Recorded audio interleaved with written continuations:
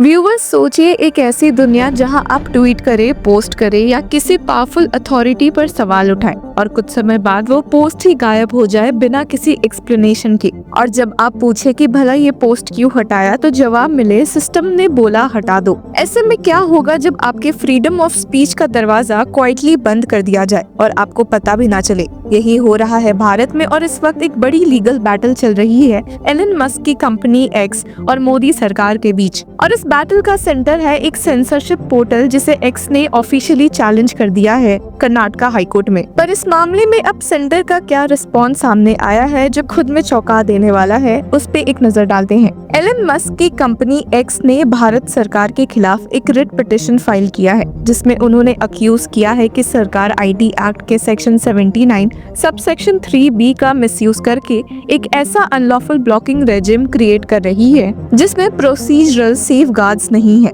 X कह रहा है कि ये सारी एक्शन सुप्रीम कोर्ट के 2015 के श्रेया सिंघल जजमेंट के खिलाफ है जिसमें क्लियर किया गया था कि किसी भी कंटेंट को ब्लॉक करने के लिए सेक्शन 69A का प्रॉपर लीगल प्रोसेस फॉलो करना होगा।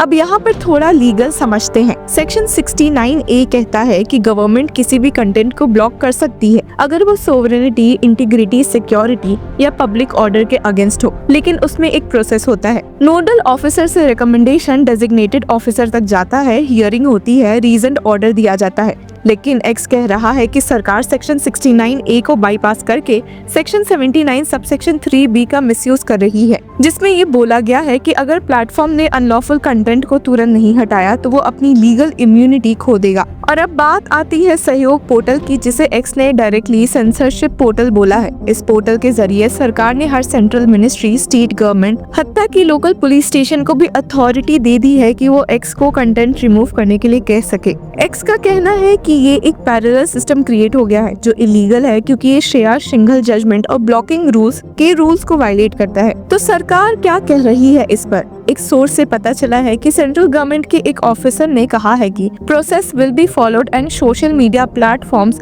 Must follow the law. तो उनका कहना है कि सेक्शन 79 सबसेक्शन 3B के तहत अगर कोई प्लेटफॉर्म इलीगल कंटेंट नहीं हटाता तो वो भी जिम्मेदार होता है। सरकार के मुताबिक ये ब्लॉकिंग नहीं, सिर्फ नोटिफिकेशन है कि ये कंटेंट इलीगल है, हटाओ वरना आप भी लायबल हो। लेकिन लीगल एक्सपर्ट्स बोल रहे हैं अगर आप यूजर को नोटिस ही नहीं दे रहे, उनकी बात सुन ही नहीं रहे, तो क्या ये ड्यू प्रोसेस है? अब कर्नाटका हाईकोर्ट ने इस पिटिशन पर पहला हियरिंग मार्च 17 को लिया जहां सेंटर ने कहा कि अभी तक कुछ ऐसा नहीं हुआ है जो इंटरिम रिलीफ जस्टिफाई करे।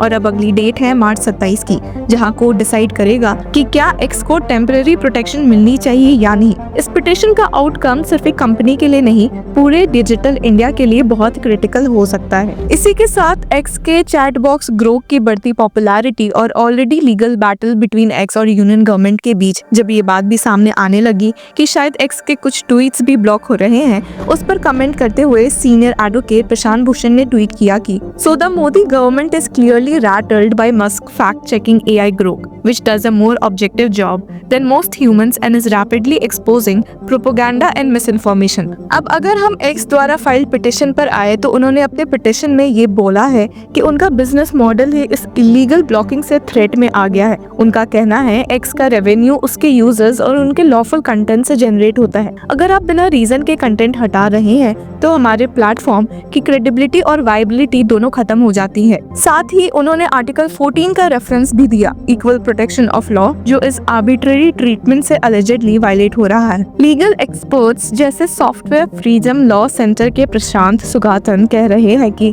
It is extremely problematic to allow such mass level content removal without procedural safeguards. Even section 69A की इमरजेंसी पावर्स भी मिसयूज हो रही है क्योंकि उनमें भी हियरिंग का प्रोविजन है जो यहाँ इग्नोर किया जा रहा है। अब असली सवाल ये है कि क्या सरकार फ्रीडम ऑफ स्पीच के नाम पर मास सर्वेलेंस या सेंसरशिप इम्प्लीमेंट कर रही है, या क्या सोशल मीडिया प्लेटफॉर्म्स अपने मैसिव ग्लोबल पावर का मिसयूज करते ताकि देश के लॉ से बच सके। ये डिबेट सिंपल नहीं है, ये एक टाइट रोप वॉक है जहाँ नेशनल सिक्योरिटी और इंडिविजुअल लिबर्टी दोनों को बैलेंस करना पड़ता है। अगर एक्स का ये क्लेम सही है तो इसका सीधा मतलब ये होगा कि गवर्नमेंट ऑनलाइन कंटेंट को कंट्रोल करना चाहती है बिना किसी जुडिशियल रिव्यू के। ये सिर्फ एक private private company versus government की लड़ाई नहीं है, बल्कि ये एक ऐसी डिबेट है जो फ्री स्पीच, डिजिटल डेमोक्रेसी और ट्रांसपेरेंसी के ऊपर सवाल उठाती है। सुप्रीम कोर्ट ने 2015 में श्रेया सिंघल केस में यही बात कही थी कि कंटेंट को ब्लॉक करने के लिए सिर्फ एक स्ट्रक्चर्ड लीगल प्रोसेस फॉलो होना चाहिए, जो कि सेक्शन 69A के अंदर डिफाइंड है। लेकिन अगर गवर्नमेंट इस प्रोसेस को बाईपास कर रही है